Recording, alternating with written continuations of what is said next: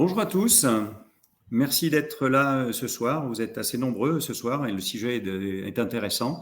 Stériliser son chien ou son chat, elle aux idées reçues, c'est à Sylvie Chastan, prof à l'école de Toulouse et également spécialiste européen de repro, qu'il va incomber la lourde tâche de pouvoir nous expliquer que nos idées reçues sur une stérilisation systématique ne sont pas forcément des bonnes idées, et elle va pouvoir nous pondérer ce sujet avec beaucoup de délicatesse, et je laisse à Sylvie le soin de se présenter peut-être plus avant et de vous expliquer tout ça. Sylvie, à toi, professeur.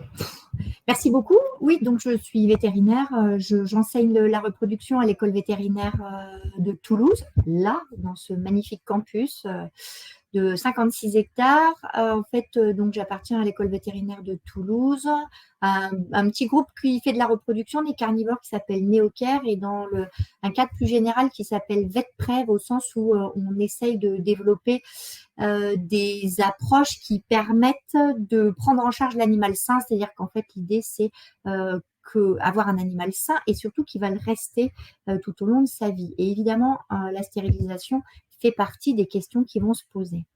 Donc pour ceux d'entre vous qui n'auraient pas encore fait stériliser leur animal, chien ou chat, parce qu'il va être question ce soir à la fois des deux espèces et à la fois du mâle et de la femelle, et si vous ne l'avez pas déjà fait, je suis sûre que vous vous posez la question, ou en tout cas que vous devriez vous poser la question, parce qu'il n'y a rien de pire qu'un propriétaire qui arrive en particulier avec un chat mâle, en le posant sur la table et en nous disant je viens pour le faire stériliser, et quand on lui demande pourquoi, il dit je ne sais pas, mais tous les chats mâles sont stérilisés. Alors que vous allez voir que l'idée justement c'est de se poser la question de savoir pourquoi on le fait, et de ne le faire que si on a de bonnes raisons de le faire. Si vous l'avez déjà fait, la question qui va se poser et à laquelle on va essayer de répondre au moins partiellement, c'est y a-t-il des choses spécifiques à faire pour cet animal une fois qu'il est stérilisé? Alors de nouveau, mon but, c'est pas du tout de vous culpabiliser si vous l'avez fait ou si vous avez l'intention de le faire et de vous dire c'est pas bien, vous n'auriez pas dû, parce que c'est absolument pas cette réponse-là. On n'est pas du tout dans la culpabilisation. C'est juste que, comme je viens de vous le dire, cette histoire de stérilisation de chien ou de chat, c'est un choix, mais donc le choix doit être motivé par une bonne raison. Et que globalement, en fait, maintenant, on considère que la stérilisation de convenance, donc ce n'est pas un acte automatique, mais que son but est d'améliorer la qualité de la cohabitation entre le propriétaire et l'animal. Donc tout va dépendre des conditions de vie des uns et des autres et de l'animal dont on parle. Est-ce que c'est un mâle, une femelle? Est-ce qu'il sort? Est-ce qu'il ne sort pas? Voilà. Et je vous ai mis cette diapo pour vous illustrer la diversité de points de vue, c'est-à-dire que là, vous avez le taux de stérilisation des chiens mâles, donc 31% en France. À peu près la moitié des chiennes sont stérilisées. Et vous voyez que par contre, dans l'espèce féline, on dépasse 80% de stérilisation. Mais aux États-Unis, par exemple, si vous regardez le taux de stérilisation des chiens ou des chiennes, on est beaucoup plus élevé, donc ils sont aux alentours de 70%. En fait, globalement, on dit aux États-Unis, tout ce qui n'est pas officiellement destiné à se reproduire doit être stérilisé. Vous savez peut-être qu'en Belgique, depuis pas très longtemps, pareil, les chats doivent être stérilisés, sauf si il existe un projet réel de mise à la reproduction. Donc, il y a des pays qui ont intensifié la pression là-dessus. Et inversement, les pays scandinaves, eux, considèrent que c'est une mutilation et que donc la stérilisation doit être motivée uniquement par des processus infectieux, pathologiques. Donc, en gros, il y a des façons diverses de réfléchir. Alors, pourquoi est-ce qu'on se pose la question ? Parce qu'évidemment, quand vous voulez stériliser un animal au sens de chirurgicalement enlever ce qu'on appelle les gonades, donc les ovaires chez la femelle ou les testicules chez les mâles, c'est pour d'une part éviter les inconvénients liés aux chaleurs, donc par exemple les écoulements sanguins chez la femelle, le fait qu'elle attire tous les mâles du quartier, et puis aussi éviter d'avoir des portées.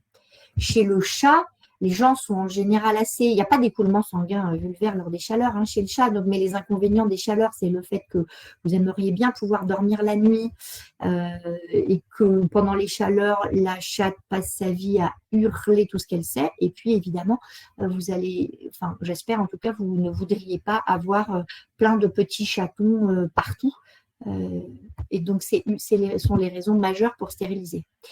Mais en fait, depuis quelques années, depuis un peu moins de 10 ans maintenant, en fait, on voit arriver des observations qui nous font dire que le fait d'enlever les gonades n'a pas que des effets sur la reproduction. C'est-à-dire que quand on enlève les ovaires ou qu'on enlève les testicules, en particulier chez le chien, on prive cet animal d'un certain nombre d'hormones qui agissent sur un grand nombre d'organes.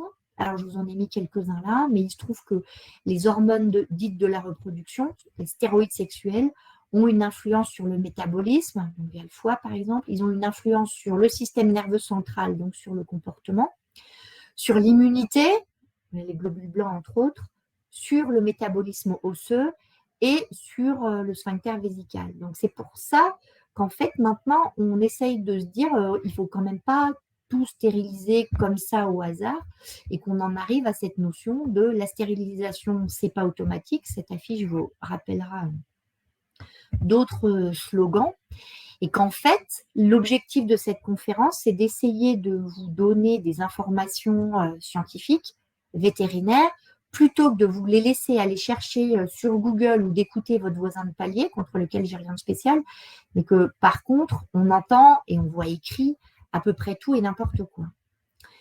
Donc, l'idée de cette conférence, c'était de vous proposer de prendre les arguments qui sont qu'on voit traîner un petit peu partout, donc ces fameuses idées reçues, et d'essayer de vous expliquer ce que scientifiquement ou cliniquement on peut en penser. Alors, première idée, stériliser évite les désagréments liés aux chaleurs. Alors, on vient d'en parler, donc l'attirance des mâles chez les chiennes, le fait que les chattes deviennent extrêmement bruyantes, et ça, effectivement, c'est exact.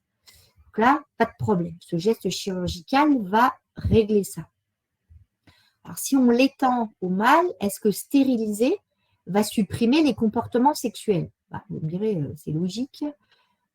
Parce qu'on va enlever les hormones sexuelles, donc il n'y a pas de raison qu'il y ait des comportements sexuels. Mais déjà là, ça commence à être un petit peu limite parce que ce n'est pas vrai. C'est-à-dire que c'est extrêmement vrai chez le chat, mais encore que ça ne marche que chez 90% des chats.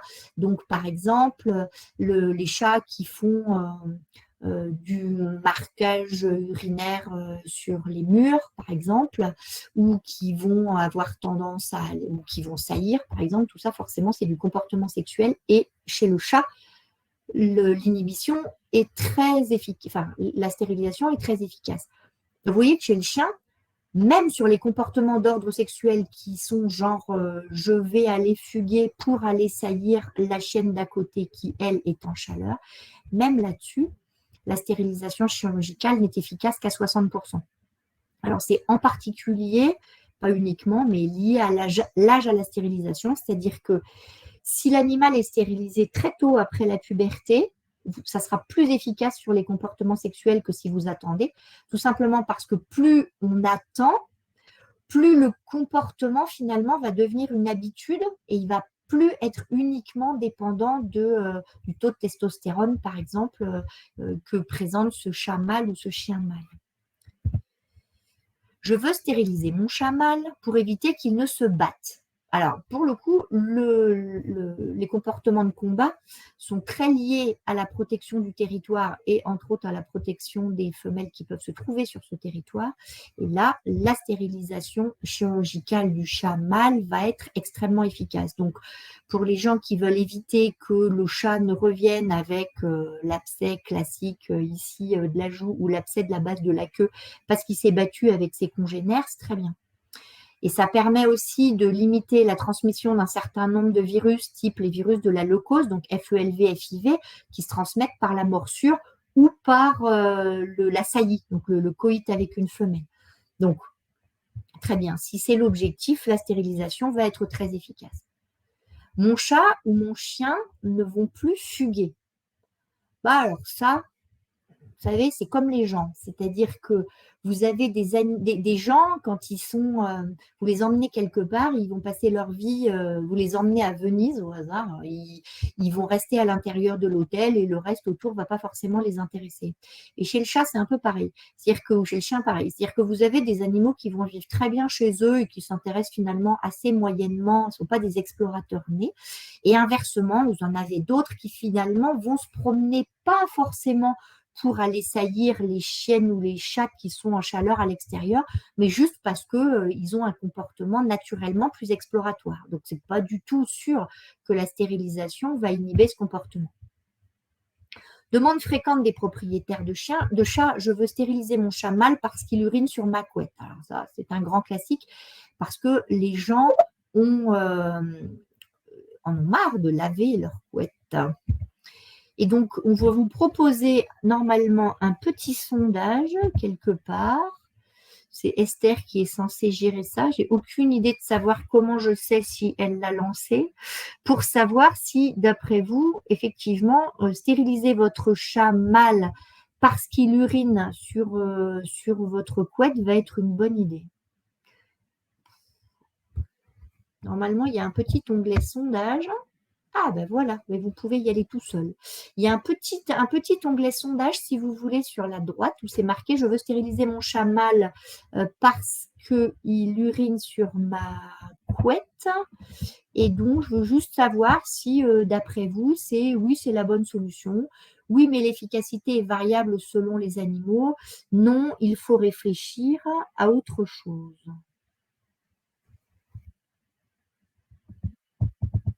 Ce dont je n'ai strictement aucune idée, c'est comment je fais pour voir les résultats. Mais il y a peut-être quelqu'un qui viendra à mon secours à un moment. Bon. On va peut-être laisser tomber le sondage là tout de suite, parce que alors répondez-y, parce que à la rigueur, moi, c'est pas à la rigueur, ça m'intéresserait de savoir quelles vont être les réponses à vos questions. Les réponses, bonjour à tous. Les réponses, on les aura à la fin, une fois que je les récupère et à ce moment-là, je les transmets. On ne les a pas au fur et à mesure, en fait. Ok, CF, la remarque précédente sur Livestorm par ailleurs. Donc, je vais vous donner la réponse, c'est qu'en fait, cette histoire de le chat va arrêter d'uriner en dehors de sa litière à des endroits où ça vous énerve au plus haut point, en fait, ça dépend. Ça dépend de ce sur quoi votre chat urine et que ça vous énerve. Si ce sont des supports verticaux, donc un mur par exemple, ou les rideaux, et bien, effectivement, là, dans ce cas-là, il y a de bonnes chances que ça soit du marquage territorial et donc la stérilisation va être efficace. Par contre, la couette, par exemple, c'est un bon exemple du fait qu'il ne faut pas forcément espérer que la stérilisation soit très efficace. Quand un chat se met à uriner sur des surfaces horizontales, en règle générale, c'est parce qu'il y a quelque chose dans l'environnement qui ne lui plaît pas. Donc, par exemple, on voit en consultation des jeunes filles qui ont à peu près 25 ans qui arrivent avec le chat mâle et qui nous disent « il faut me stériliser cet animal parce qu'il se met à uriner partout ». Et quand on les interroge, on s'aperçoit que c'est parce qu'elles ont accepté que leurs petits copains viennent habiter chez elles et que le chat, ça ne lui va pas du tout. Et donc, le chat se venge sauvagement en se mettant à uriner partout. Mais donc, pas sur des supports verticaux, sur des supports horizontaux. Donc là, il y a un petit peu de discussion à avoir avec vous pour savoir. Après stérilisation, mon chien va mieux m'obéir ou sera moins agressif. Demande extrêmement fréquente pour la castration du chien mâle. Alors là, c'est pareil, vous me direz dans le sondage ce que cette question vous inspire. Mais en réalité, c'est juste pas une bonne indication de castration. Parce qu'en fait, cette histoire-là d'obéissance, de position dans la meute que constitue votre famille, les agressions, en fait, finalement, ce n'est pas réellement un problème d'ordre testostérone, c'est plus un problème d'éducation. Et donc, il va falloir faire un effort d'éducation. Alors, vous êtes néanmoins, le bémol que j'y mets avec cette histoire de stérilisation, c'est que vous pouvez quand même vous faire aider, donc d'une part par un éducateur, d'autre part éventuellement par un comportementaliste, et troisièmement, voire en premier par votre vétérinaire, parce que par contre, on a un certain nombre de solutions médicamenteuses qui vont vous permettre de faire ce qu'on appelle de la stérilisation temporaire, donc on fait chimiquement, donc avec des médicaments, et qui vont nous permettre en fait de tester l'effet de la stérilisation. Donc ça, c'est quelque chose qu'on fait très souvent quand la demande de stérilisation est faite pour des raisons comportementales. Parce que comme j'ai essayé de vous en convaincre jusque-là, on n'est pas l'implication des hormones dans ces histoires de comportement n'est pas si évidente ou si systématique que ça. Donc en fait, il existe maintenant des solutions qui vont vous permettre justement de voir si, donc avant la stérilisation, vous n'étiez pas trop content de la relation que vous aviez avec votre chien mâle, par exemple. Et bien avec ces molécules-là, donc c'est très simple à faire. On implante le chien avec une molécule particulière qui va mimer le fait qu'il soit stérilisé. Et si vous obtenez le résultat comportemental qui vous intéresse, ben dans ces cas-là, ça vaut la peine d'aller vers une stérilisation chirurgicale. Et si ça ne marche pas, voire même de temps en temps, c'est pire après la stérilisation chirurgicale qu'avant, dans ces cas-là, on n'y va pas. On retire le médicament en question. Et puis, du coup, on sait que la solution n'est absolument pas chirurgicale, qu'on ne peut pas vous aider médicalement et qu'il va falloir aller vers des stratégies purement éducatives ou comportementales. Et c'est une chose sur laquelle je voudrais spécialement alerter les gens qui ont des chiots peureux, des animaux qui ont des phobies ou des chiens peureux, phobiques pour quelque chose. C'est le cas de ce petit Pomsky qu'on a en ce moment en suivi à l'école. C'est une chienne. Cette chienne ne pose aucun problème à son propriétaire tant qu'elle reste chez elle, mais par contre, à l'extérieur, cette chienne est, on dirait les jeunes, totalement flippée. Et donc, celle-là, et en fait, tant qu'elle est flippée comme ça, moi, je ne veux pas la stériliser. Et c'est pareil pour les adultes. Alors, on a ce type de questions pour des chiens mâles qui vont conserver des phobies qui peuvent se traduire par de l'agressivité. C'est pareil, ces animaux-là, on ne les stérilisera pas avant de les avoir rééduqués. Et pourquoi ? Tout simplement parce que les stéroïdes, donc les hormones qui sont libérées par les ovaires ou par les testicules, interviennent dans la plasticité neuronale. Donc en gros, tant que l'animal ne reste avec ses ovaires ou ses testicules, on peut l'éduquer plus facilement. Ses capacités d'apprentissage vont être meilleures qu'une fois que vous l'aurez stérilisé. Donc, c'est pour ça qu'on ne veut pas stériliser un animal qui a un trouble du comportement, parce qu'on sait qu'on a tendance à fixer ce comportement, c'est-à-dire que l'éducateur, après, va beaucoup plus ramer pour essayer d'améliorer le comportement de cet animal.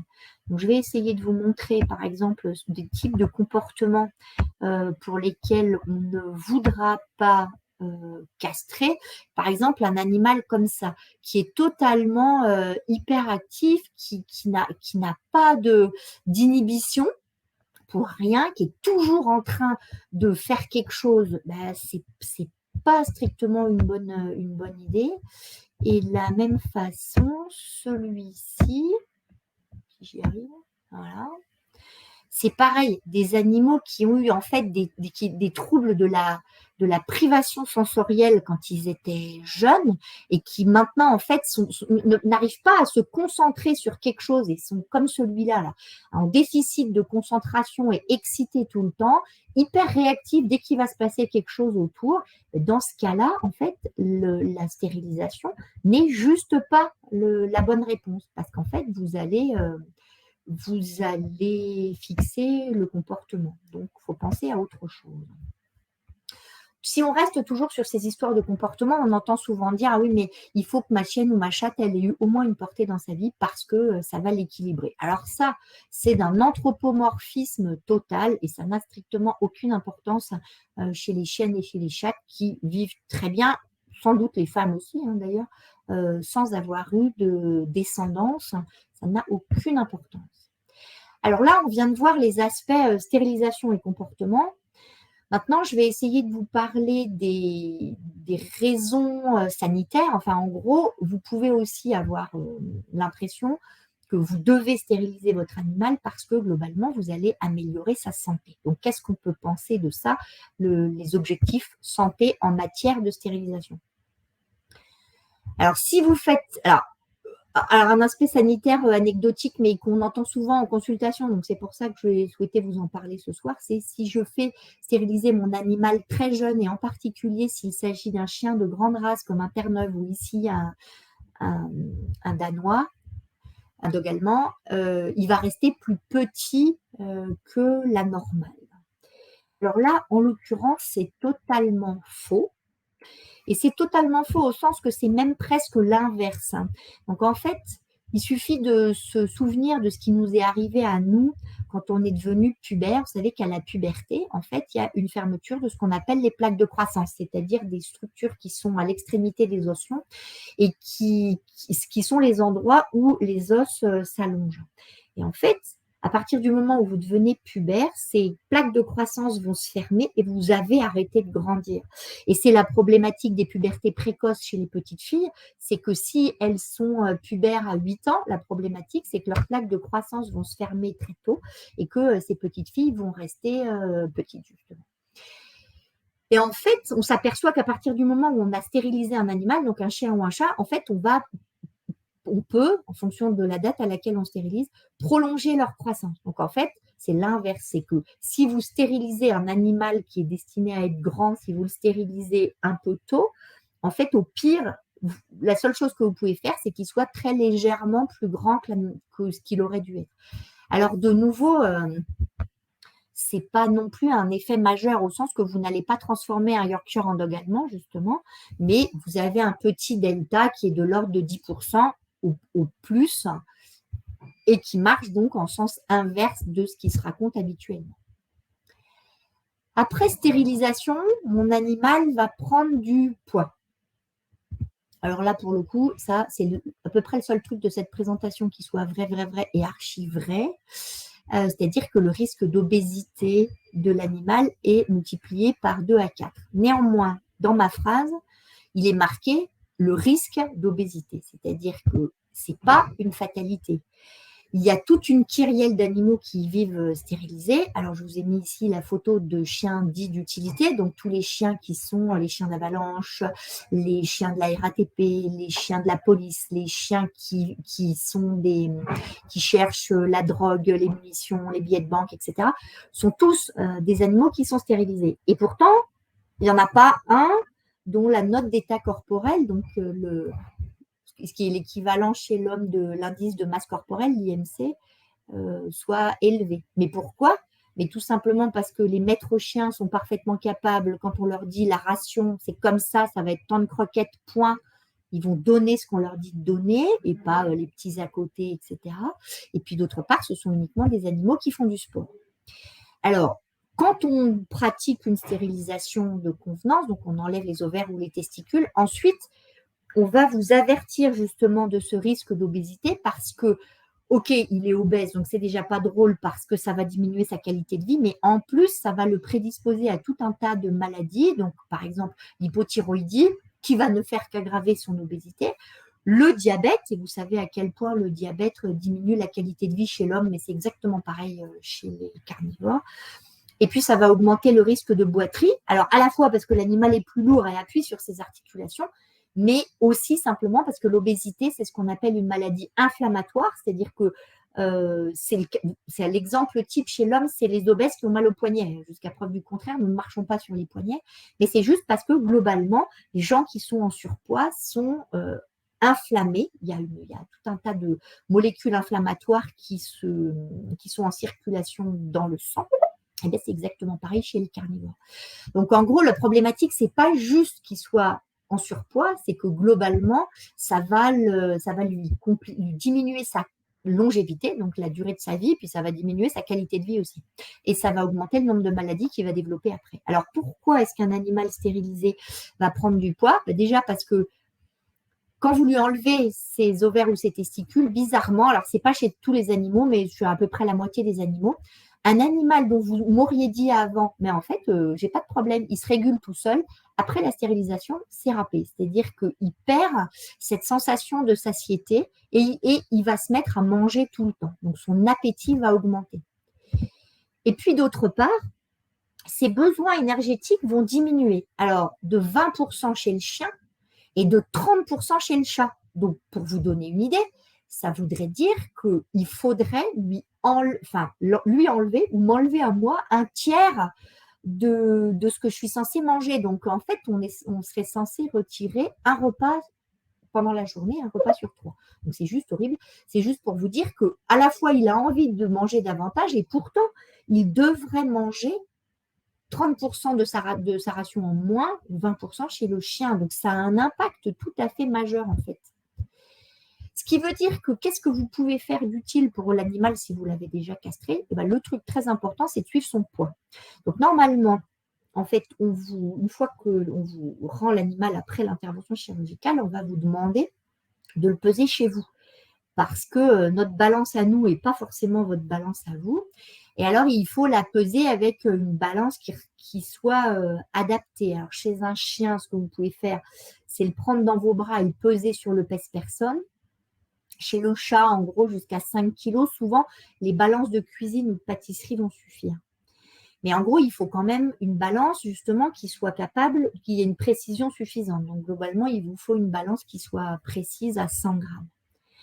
Si vous avez castré un animal qui avait déjà fini sa croissance, l'objectif maximal qu'on va vous donner à ne pas dépasser, c'est qu'il ne doit pas prendre, au bout de 6 mois à peu près, plus de 10% du poids de départ. C'est-à-dire que si on castre un chat adulte qui pesait 5 kg, dans 6 mois, je ne dois pas le retrouver à plus de 5,5 kg. Les ayatollahs de la chose disent 5%, mais 5%, c'est quasiment impossible. Si l'animal était en croissance au départ, alors là, c'est plus compliqué parce qu'en fait, on ne peut pas juste lui dire maintenant, il faut que tu grandisses, mais sans prendre de poids, mais tu prends du poids, ce qui est normal parce que tu grandis. Mais est-ce que c'est l'effet de la stérilisation? J'en sais rien. Donc, votre vétérinaire va pouvoir vous donner des grilles de ce type-là. Pour ceux qui ont des enfants, ça vous rappellera quelque chose. Ce sont des abacs, en fait, avec des courbes de croissance. Et en fait, l'idée, c'est que ça n'a aucune importance de savoir si votre chat, par exemple, alors moi j'ai pris l'exemple d'une femelle dont le poids adulte serait 9 kg, donc un petit chien. Il peut être petit ou plus lourd au départ, ça n'a aucune importance. Mais l'idée, c'est que vous voyez qu'il doit simplement rester, on dit rester dans son couloir. C'est-à-dire qu'il doit globalement suivre sa courbe de poids et il ne doit pas décrocher et brusquement décider de traverser un couloir et de passer dans deux couloirs au-dessus, par exemple. Donc ça, c'est extrêmement important à faire. Alors, c'est important à faire pour tous les chiots et les chatons, même si on n'est pas décidé à les stériliser, mais encore plus si vous les avez stérilisés, prenez la peine de prendre ces feuilles et puis de venir le peser tous les 15 jours et de voir, parce qu'en fait, l'idée, c'est que plus vous allez refaire son rationnement tôt et le rééquilibrer, et mieux ça va aller, en particulier chez le chat. Parce que faire maigrir un chat, c'est l'enfer sur Terre. Mais par contre, si vous arrivez à le corriger très tôt, donc il faut faire du diagnostic très tôt. D'où le fait qu'on va vous demander de le peser un peu tout le temps. Il faut apprendre, vous pouvez apprendre à noter l'état corporel. Donc, parce qu'il y a le poids, c'est intéressant, mais aussi une autre façon d'aborder la question, c'est pas juste de le peser, c'est de savoir connaître ce qu'on appelle sa composition corporelle, c'est-à-dire est-ce qu'il est plus ou moins grassouillet. Donc pour ça, vous pouvez demander à votre vétérinaire, parce que le vétérinaire le fait de façon presque réflexe à chaque vaccination. Donc, il peut parfaitement vous apprendre à noter ce fameux état corporel, donc qui se fait d'une part par l'observation. Donc, je vous ai mis les petites silhouettes là. On peut noter soit de 1 à 5. La plupart du temps en France, on note entre 1 et 9 et la note d'état corporel optimale, c'est 5. Donc en fait, l'idée, c'est que vous allez regarder la forme qu'a votre animal et puis vous allez palper son thorax pour voir si vous sentez du gras sur les côtes. Vous allez palper l'épine dorsale ce qui va vous permettre d'avoir une idée de savoir à quelle note d'état corporel il se trouve. Donc ça, il existe des notices, si on veut, pour vous aider à faire la note d'état corporel de votre animal. Et puis sinon, demandez à votre vétérinaire, il peut très bien vous expliquer comment on fait. Juste après la stérilisation, ou alors dès que vous avez constaté que votre animal commençait à dévier de sa courbe, dans ces cas-là, il faut donc réagir rapidement et faire établir une ration adaptée.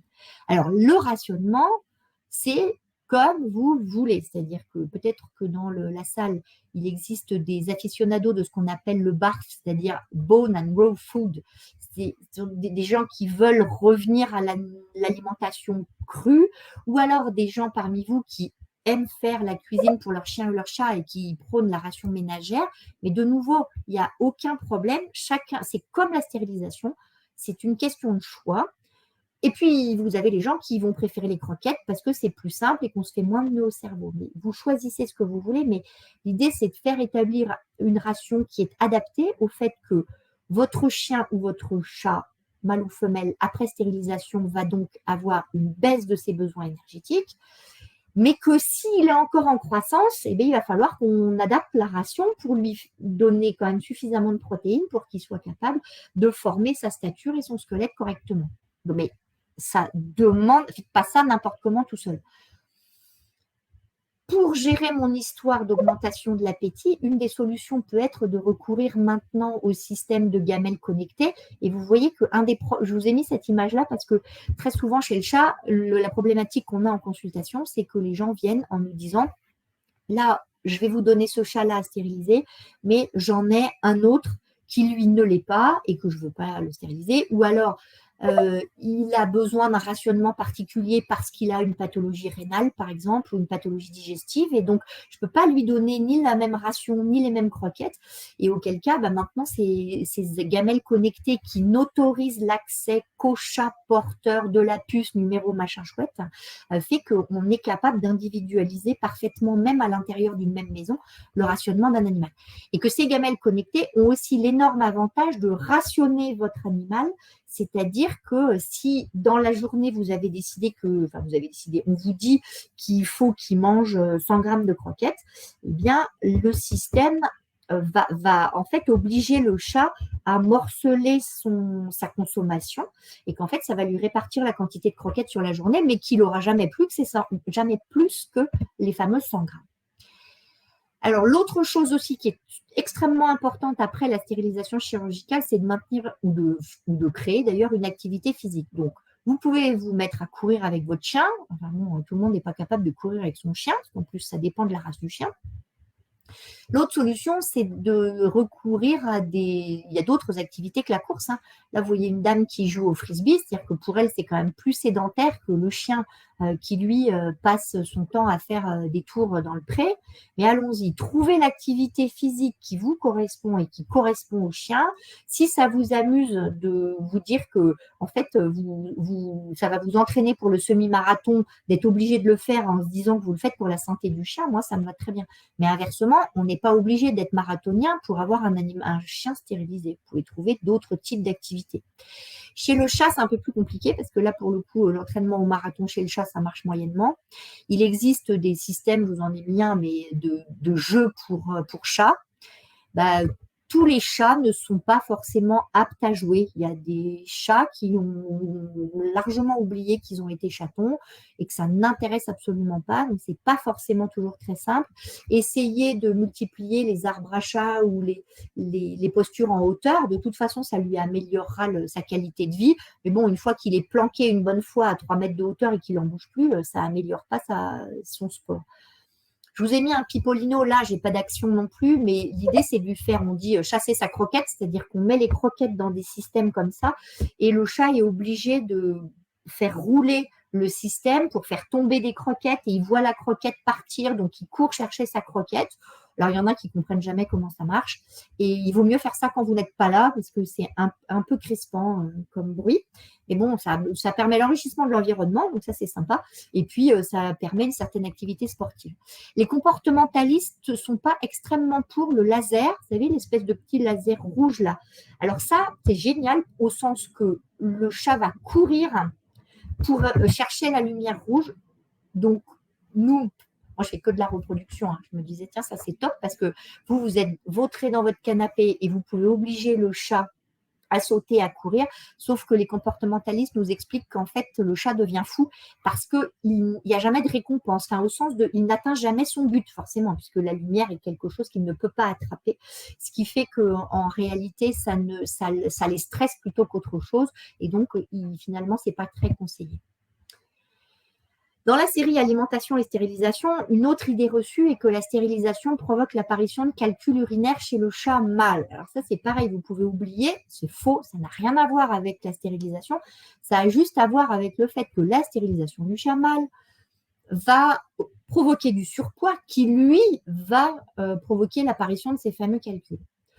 Donc, en gros, on revient à notre problème précédent, c'est que si vous devez faire quelque chose d'utile et qui est par ailleurs de votre responsabilité, à partir du moment où vous avez fait stériliser votre animal, c'est de l'aider à contrôler son poids.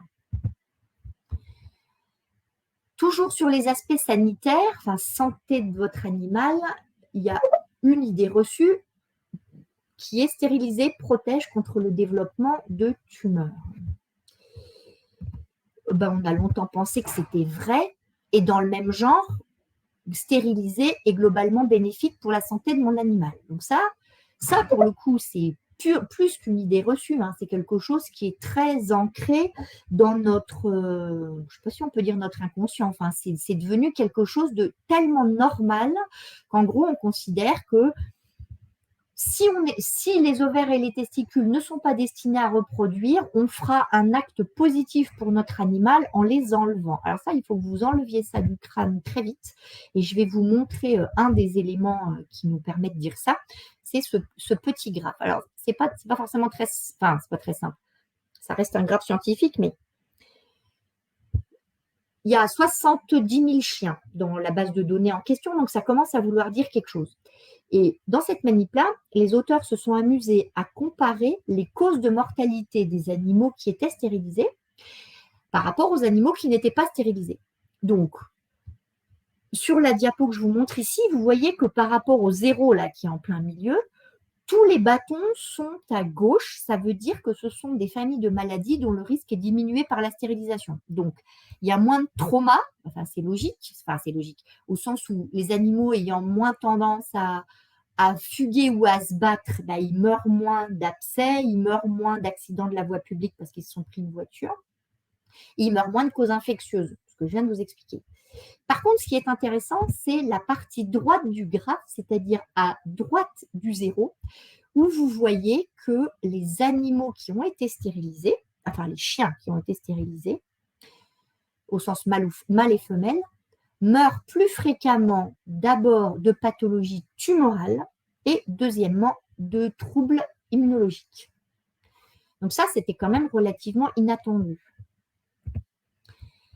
Et quand on s'amuse à gratter un petit peu plus en regardant quel type de tumeur voit son risque augmenter par la stérilisation, vous voyez que ce qu'on a toujours raconté, à savoir stériliser vos chiennes et vos chattes pour diminuer le risque de tumeur mammaire, ça reste vrai. C'est-à-dire qu'on a la barre à gauche et elle est énorme, ce qui veut bien dire qu'on diminue énormément le risque de tumeur mammaire si on stérilise une chienne ou une chatte. Ça, c'est vrai.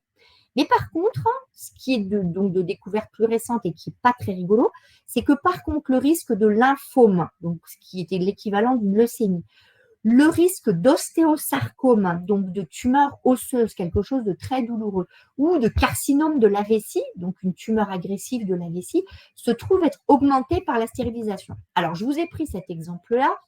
Il a été revérifié par un grand nombre de publications par la suite. Donc, on a relativement confiance maintenant dans ce résultat. Ce qui veut dire qu'il ne faut pas avoir l'impression qu'à partir du moment… si vous n'avez pas besoin de stériliser votre animal, ce n'est peut-être pas la peine de le faire juste parce que vous avez l'impression de faire une bonne action sur la santé. Parce que vous voyez que c'est quand même pas très vrai. Ça reste donc vrai pour les tumeurs mammaires, mais ça n'est vrai que si la stérilisation a été précoce. Et puis, en plus, ça n'est vrai que sur les tumeurs mammaires malignes, c'est-à-dire que la stérilisation ne réduit pas réellement le risque de tumeurs mammaires bénignes, Et vous me direz, ce n'est pas très grave. Ce qu'on veut, c'est les tumeurs mammaires malignes. Donc, il faut stériliser votre chatte avant l'âge d'1 an. Et dans ces cas-là, vous diminuez par 10 son risque d'avoir une tumeur mammaire. Et comme c'est très, très souvent malin chez le chat, c'est une bonne idée. Et chez le chien, la chienne, il faut avoir stérilisé idéalement, si on veut faire ça, si c'est ça l'objectif, avant les premières chaleurs et dans la limite de 2 ans, 2 ans et demi. Alors, bon. Pour d'autres raisons, à l'heure actuelle, on n'est pas trop pour la stérilisation avant les premières chaleurs. Tant qu'à faire, l'idéal, c'est de les laisser avoir une première phase de chaleur et de les stériliser après, avant les deuxièmes chaleurs, justement. Et là, on a un effet chez la chienne sur les tumeurs mammaires qui est énorme. Mais de nouveau, cet effet sur ces histoires de tumeurs n'est vrai que sur les tumeurs mammaires. Il n'est pas vrai pour plein d'autres tumeurs, en particulier tout ce qui est tumeurs de la lignée blanche, les mastocytomes, si ça vous dit quelque chose, qui sont des tumeurs cutanées très agressives. Eh ben, ce n'est pas vrai. Le risque, pour le coup, pour le mastocytome est augmenté par la stérilisation.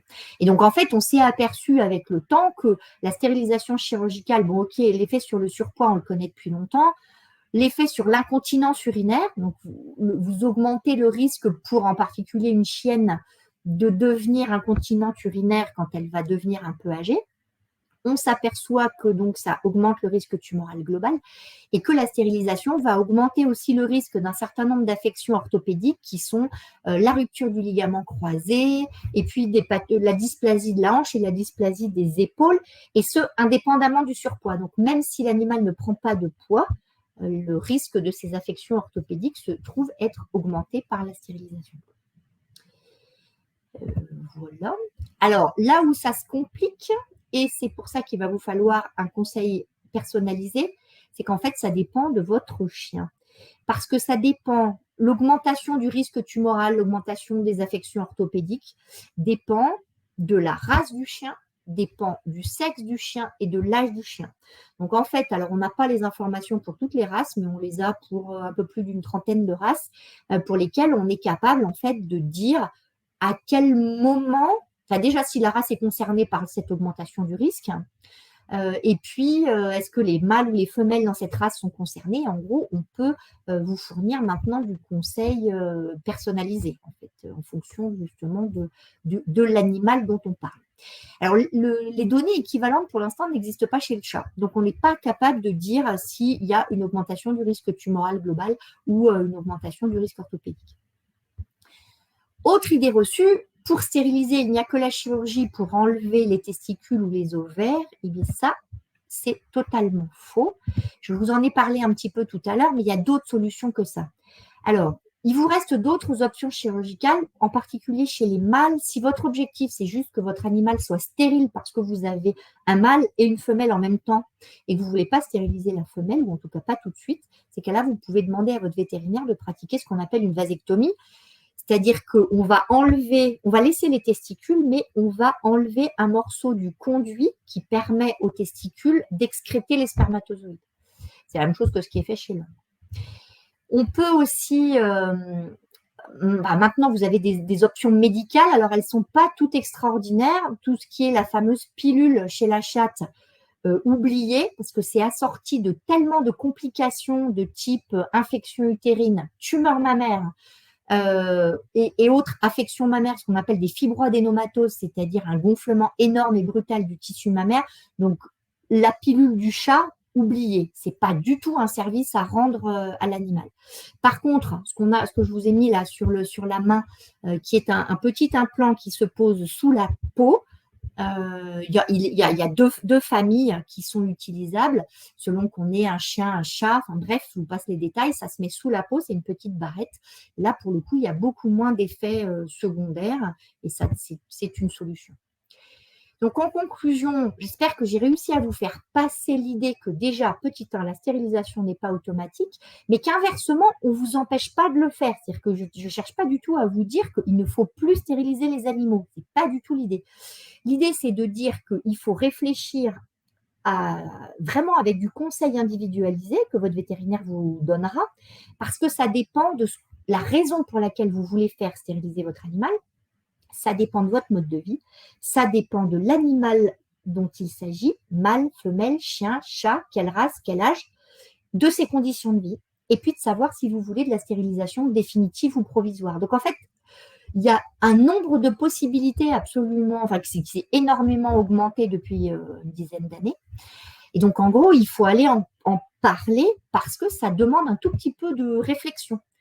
Et donc, avant la stérilisation, il faut que vous discutiez avec votre vétérinaire pour avoir le conseil qui vous convient, c'est-à-dire qu'il n'y a pas de recette, on ne peut pas donner une généralité, et que c'est vraiment à chacun sa solution. C'est-à-dire que dans tout le panel dont on dispose, on va bien en trouver une qui vous correspond.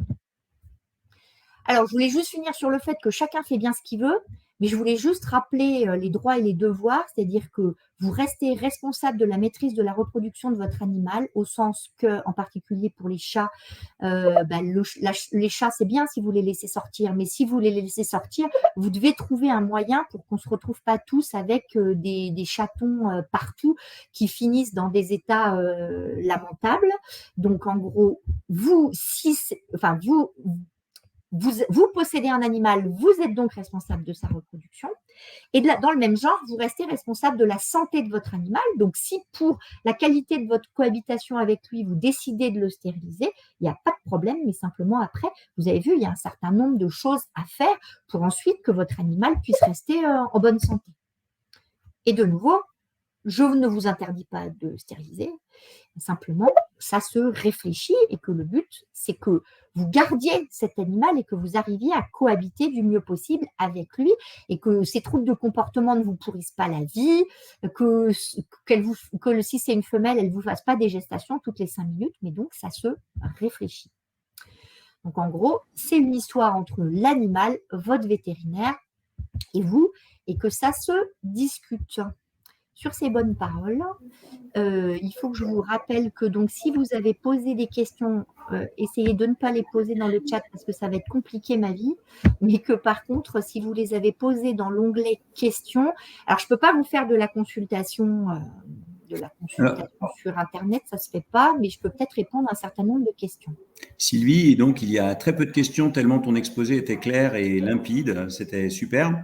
Je me permets juste une petite intervention de comportementaliste. Que je ne suis pas, moi je suis juste reproductrice. Non, mais juste c'est pour ton histoire de laser, parce qu'effectivement tu as tout à fait raison de souligner qu'il faut une récompense, mais rien n'empêche de faire rouler une croquette derrière un petit jeu de laser. D'accord, oui. Bah oui, okay. Simplement. Voilà, c'est juste un petit truc de comportementalisme que je rajoute. Et ben, c'est très bien parce que moi j'étais un peu démunie. Voilà, il y a quelques questions, il n'y en a pas beaucoup, donc je pense que tu peux y répondre en direct dans le timing. Alors, j'y vais. Y a-t-il un équivalent de la vasectomie pour les chiennes? Ah, ça, c'est une excellente question. Alors, comment vous dire? À l'heure actuelle, normalement, non, c'est-à-dire qu'on ne le pratique pas, mais en fait, moi, je pense que ça resterait une bonne idée, mais je vais vous expliquer dans quelle limite. L'équivalent serait, alors comme vous l'avez cité vous-même, ça serait la ligature des trompes. En fait, il ne faudrait pas ligaturer les trompes parce qu'on sait que si on pose juste un fil sur un oviducte, donc la trompe, en fait, ça ne suffit pas à empêcher les ovocytes de passer et donc l'animal n'est pas réellement stérile. Donc, ce qu'il faudrait faire, c'est couper la trompe utérine. Donc ça, pour le coup, chirurgicalement, c'est possible. Mais en réalité, la difficulté dans ce cas-là, c'est que vous conservez le comportement de chaleur et que vous allez conserver les saignements des chaleurs. Donc, si ça ne vous gêne pas, très bien. Si les saignements vous gênent, dans ces cas-là, il faudrait qu'on fasse une hystérectomie, effectivement. Alors, la difficulté chirurgicale dans ce cas-là étant qu'il va falloir qu'on enlève jusqu'au col, mais pas plus loin, parce que comme votre chienne va conserver ses ovaires, il ne faut pas qu'on lui raccourcisse le vagin. Alors, on va rentrer dans des trucs hyper scabreux. En plus, je suis désolée, il est 20h. J'espère que aucune oreille chaste ne nous écoute. Mais que le problème, c'est qu'en cas de saillie, puisque la chienne a toujours ses chaleurs, potentiellement, si vous ne la contrôlez pas, elle pourra être saillie pendant ces chaleurs. Il ne faut pas lui raccourcir le vagin parce qu'on risquerait une perforation vaginale. Donc, dans ces cas-là, il faut qu'on pose les ligatures sur le col. Mais pour ne rien vous cacher, moi, je vais m'y mettre. Enfin, parce que jusque-là, on disait aux gens qui ne voulaient pas stériliser, ils repartaient non stérilisés, et très bien. Mais quand il y avait encore un risque de gestation, on allait à la stérilisation médicale. Mais je pense moi, je me pose vraiment des questions et je pense que je vais me lancer dans l'hystérectomie. Mon chien avait un testicule non descendu, la stérilisation était indiquée. Est-ce qu'on n'aurait pas pu lui laisser le testicule sain? Si.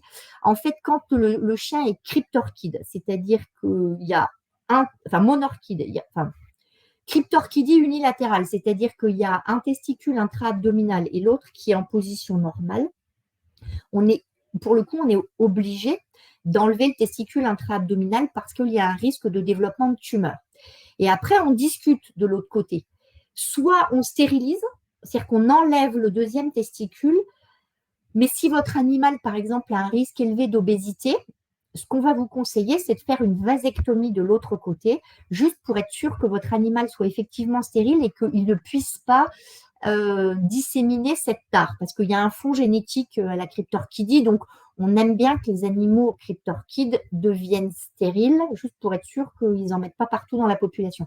Mais il n'y a pas d'obligation à enlever le testicule, parce que, voilà, l'exemple classique étant le labrador. Le labrador, on sait qu'il a un risque énorme d'obésité, et donc on conseille aux gens, dans ce cas-là, plutôt de vasectomiser de l'autre côté. Peut-on poser plusieurs implants au chien, sachant que c'est valable que 6 mois? Alors, là, on parle de l'implant, parce qu'il y a 2 types d'implants. Il y a un implant à base de mélatonine qui s'utilise uniquement chez le chat et l'implant à base de deslorelline, c'est une autre molécule qui s'utilise chez le chien et chez le chat. Ça dure 6 mois si vous utilisez le petit, celui qui est le moins dosé, et ça va durer 1 an au moins si vous utilisez l'implant qui est plus chargé. Et ensuite, oui, vous pouvez réimplanter votre chien.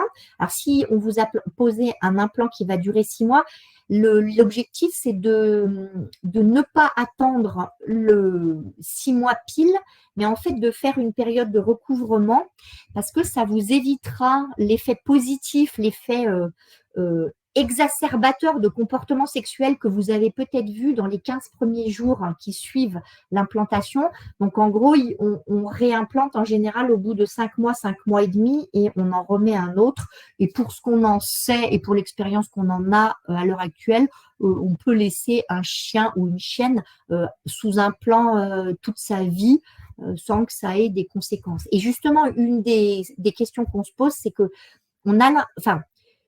la raison pour laquelle la stérilisation chirurgicale augmente le risque de tumeur, par exemple, c'est que quand on enlève les ovaires et les testicules, il y a une hormone qui s'appelle LH, dont le taux va énormément augmenter. Et il semblerait que ça soit celle-là qui soit responsable des conséquences négatives pour la santé.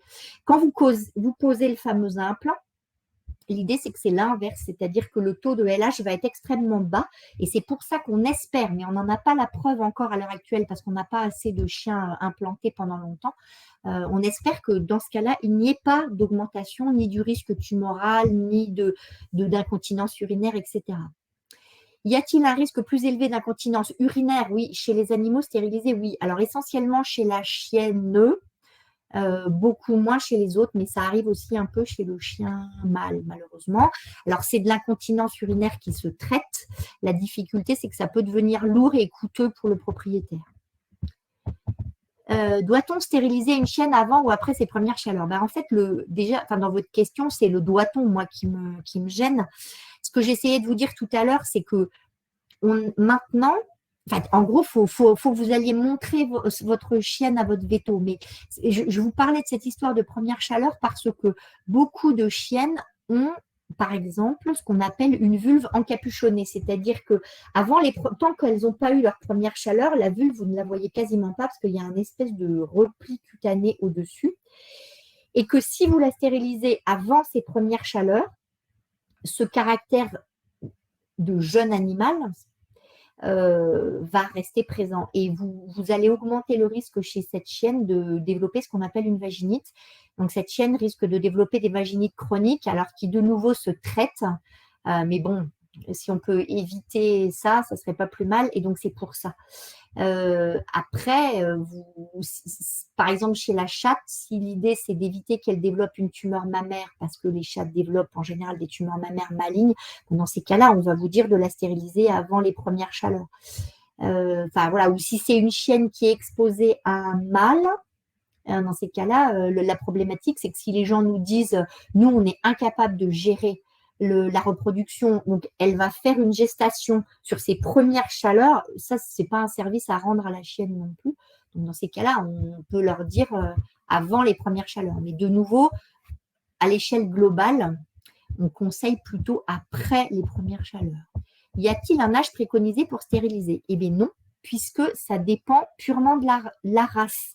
Ce que j'essayais de vous expliquer, c'est que l'impact de la stérilisation dépend de la race et dépend pour une race de l'âge auquel vous allez stériliser. Et donc maintenant, on est capable de savoir qu'il y a certaines races qui vaut mieux stériliser tard, donc au-delà de 2 ans, et d'autres races pour lesquelles ça n'a strictement aucune importance. Certaines races, comme le labrador, semblent plus prédisposées à l'obésité. Ah oui, les pauvres labradors, il n'y a pas une question de métabolisme. Si, en fait, si vous voulez, le labrador, même un labrador entier, il va être prédisposé à l'obésité, parce que le labrador, il faut quand même bien se souvenir d'où il vient. Hein. Il vient du Labrador, donc il est quand même fait pour avoir du gras partout, pour être capable de résister au grand froid. Et la problématique, c'est qu'en fait, ce pauvre labrador, donc quand vous faites un rationnement, une ration alimentaire pour un labrador, déjà au départ, vous appliquez un coefficient qui est de 0,9, c'est-à-dire qui est dit, déjà toi, tu es un labrador, tu as déjà droit à 90% de la ration de croquettes d'un autre chien. Mais la difficulté, c'est que si vous lui rajoutez en plus la stérilisation, vous allez encore aggraver la situation.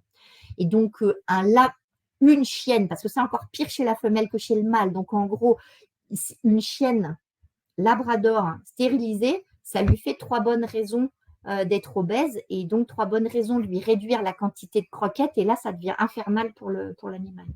Mais c'est comme nous, hein. En fait, oui, selon le métabolisme que vous avez, vous êtes plus ou moins prédisposé au surpoids. Est-il vrai qu'une chienne de grande race risque de développer un ostéosarcome si stérilisation? Alors, si vous avez 3 secondes, je vais regarder si on a le Terre-Neuve dans la liste.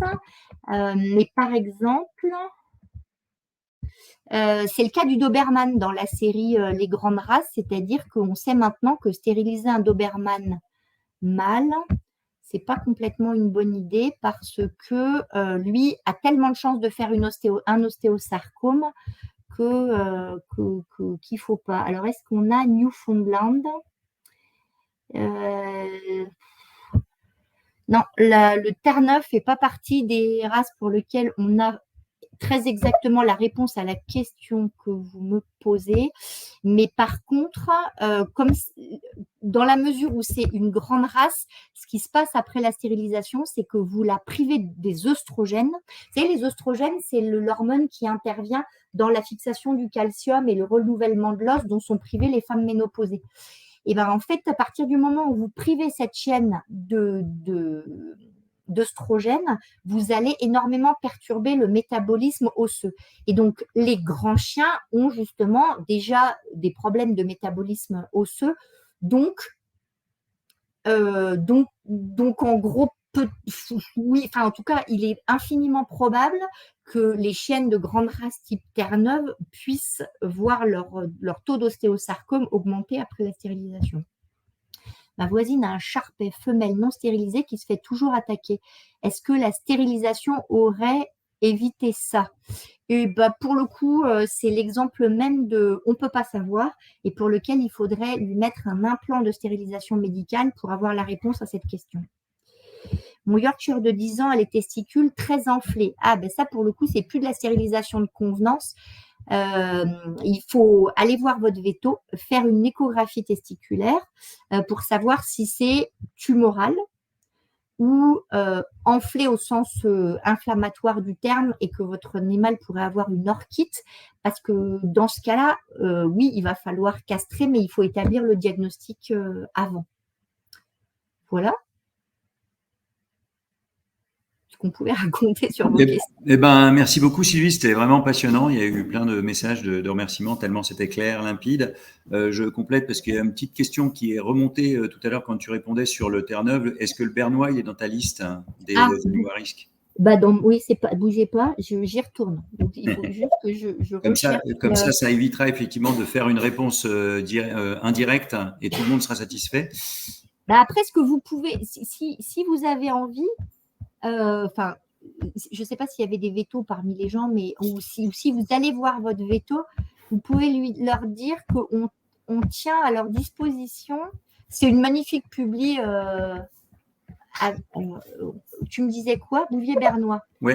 Alors, oui, Bernese Mountain Dog. Alors, elle est dans la liste, ce qui veut dire que chez les mâles, il est conseillé de stériliser après l'âge de 2 ans et chez les femelles, ça n'a aucune importance. C'est-à-dire qu'en gros, les conséquences de la stérilisation sont équivalentes, quel que soit le moment où on stérilise. Alors, si vous avez 5 minutes, je vais aller regarder dans le paragraphe consacré à la race, ce qui nous raconte. En fait, en gros, on peut envoyer l'article en question à tous les vétos qui veulent. Alors, oui, alors il déconseille la stérilisation avant l'âge de 2 ans chez les mâles en raison d'une augmentation significative du risque de pathologie articulaire et qui est multiplié par 6 quand même par rapport à des mâles intacts. Donc là, pour le coup, c'est pas un problème de tumeur, c'est un problème de pathologie articulaire. Ok. Voilà. Écoutez, je crois que c'est très clair pour tout le monde. Il y a des petites questions complémentaires sur les races, je pense, auxquelles on répondra par la suite par message. En tout cas, Sylvie, bravo, c'était vraiment d'une limpidité à la fois très technique, approfondie et à la fois très compréhensible, je pense, par le grand public, en voir tous les messages. Il y a eu quand même, pour cette webconf, par rapport aux webconf habituelles, beaucoup plus de vétos que d'habitude. Donc, tu auras été aussi jugé par tes pairs dans le sens très positif, je le pense. Et en tout cas, c'était super sympa. Je remercie tous les participants de leur bienveillance et de leurs questions pertinentes. Et puis, je souhaite une bonne soirée à tout le monde. Bonne soirée. Bonne soirée.